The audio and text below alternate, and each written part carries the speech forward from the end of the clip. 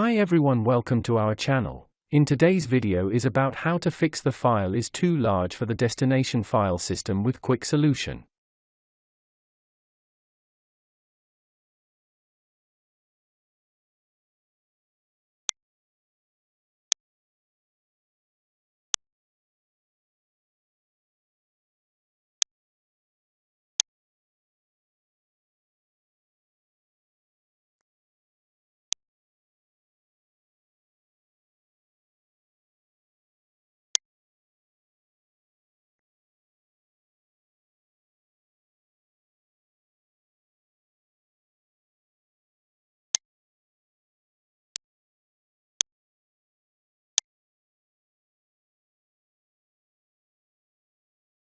If you found this video helpful, please like to encourage us and subscribe to our channel, leave comment and share it with others so they can benefit too.